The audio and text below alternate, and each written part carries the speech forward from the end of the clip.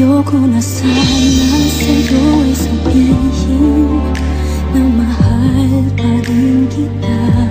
Ayokong isipin ang iyong pag-ibig ay di pansamantala. Ngunit bakit ngayon sa piling ko'y wala ka? Hindi ko maamin sa aking sarili na may mahal ka pang iba. Anong pagkukulang ditong aking puso at sinasaktan mo pa? Tuluyan bang ako ay lilisanin mo na?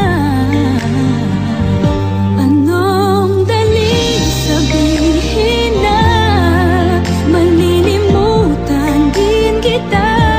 Ngunit paano nga ba mga alaala ngayong wala ka na? Magagawa mo pa kaya muli sa akin magbalik?